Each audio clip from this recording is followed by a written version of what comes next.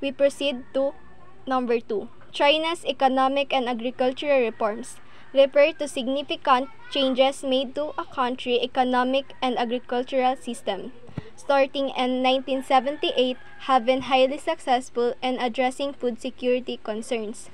Ang China's economic and agricultural reforms ay tumutukoy sa pagbabagong ginawa sa sistemang pang-ekonomiya at agricultural ng isang bansa. Nagsimula ito noong 1978 na mayroong naging mataas na tagumpay sa pagtugon ng food security concerns. Here's a breakdown. Improved nutrition, China significantly reduced to the number of undernourished people by 70 million between 1990 and 2000. So, ang China ay makabuluhang nabawasan ang number of undernourished or kulang sa nutrisyon. Increased production. Grain production rose significantly along with household incomes. This created a self-sufficient domestic environment, meaning China could feed its own people without relying heavily on imports.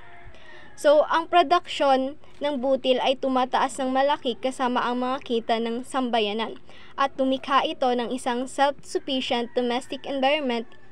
Ibig sabihin nito ay maaaring pakainin ng China ang sarili nitong mga tao nang hindi umaasa ng husto sa mga imports. Market and pricing policies combined with these reforms, smart market and pricing policies helped ensure food was affordable and accessible to a larger portion of the population.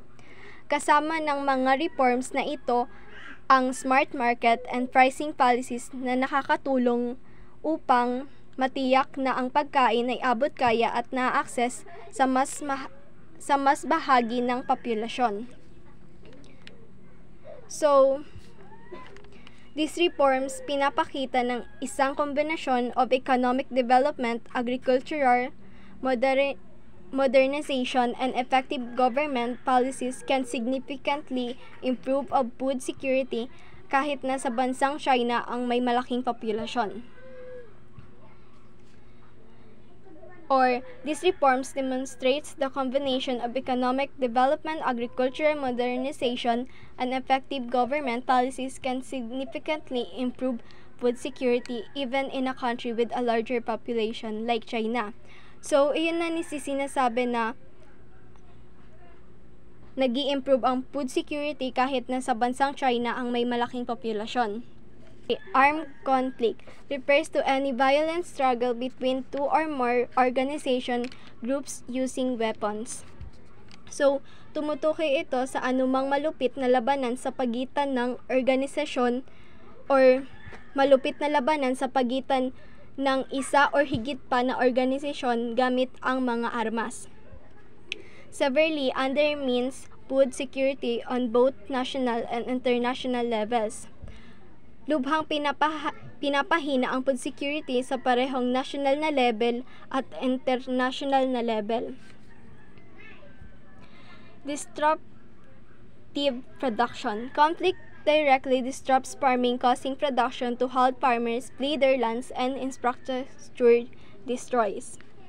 So, ang tunggalian ay directly disrupts sa pagsasaka na nagdudulot ng pagpapahinto ng production sa pag-alis ng mga magsasaka sa kanilang mga lupain at ang mga infrastrukturang nanawasak. So, target food aid. Armed groups often attack and steal food aid intended for civilians or government forces, worsening shortage. So, ang target food aid po, ang mga armadong grupo ay madalas na umaatake at nagdanakaw ng mga pagkain na inilaan para sa mga civilians o government forces na nagpapaalala ng mga kakulangan. And regional stability. The effects of conflict extend beyond national borders through disruptions in international trade. Neighboring countries can also experience food shortage. Sa regional stability, sa pamamagitan nito, ang mga pag-ambala sa international na kalakalan, ang mga karatig na bansa ay maaari ding makaranas ng kakulangan sa pagkain. and a vicious cycle. Hunger itself can contribute to conflict, creating a dangerous cycle of instability and food security. So, ang vicious cycle, ang pagkagutom mismo ay maaaring lumikha ng isang mapanganib na cycle ng kawalang tatag at kawalan ng pagkain. So, number 4, food shortage, also known as food scarcity o kakulangan sa pagkain, are not confined to rural areas. Urban population also suffer, particularly in countries experiencing internal conflict. Hindi nakukulong sa mga rural na lugar o naghihirap din ang populasyon sa lungsod, lalo na sa mga bansang nakakaranas ng panloob na sa lungatan or magkaiba. The lack of food can be a major catalyst for social unrest, as seen historically in the French Revolution and more recently in Venezuela. In Venezuela's case, economic collapse has led to soaring food prices, and even government-subsidized food programs reach only a fraction of the population. So, sinasabi ni Dio, ang kakulangan ng pagkain ay maaaring maging isang pangunahing katalista para sa kaguluhan sa lipunan, tulad ng nakikita sa kasaysayan sa Rebolusyong Pranses at mas kumakailan sa Venezuela. Sa kaso ng Venezuela, ang pagbagsak daw ng ekonomiya ay humahantong sa mataas na presyo ng pagkain, at kahit na ang mga programa sa pagkain na tinutustusan ng gobyerno ay umaabot lamang sa isang maliit na bahagi ng populasyon. And food security is crucial for a healthy and peaceful society, both domestically and internationally.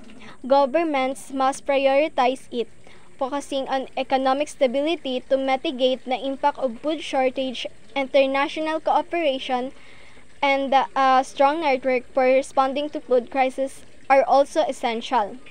So, ang seguridad sa pagkain ay mahalaga para sa isang malusog at mapayapang lipunan sa loob ng bansa at internasyonal. Sinasabi din dito na dapat itong unahin ng mga pamahalaan na nakatuon sa katatagan ng ekonomiya upang mabawasan ang epekto ng kakulangan sa pagkain.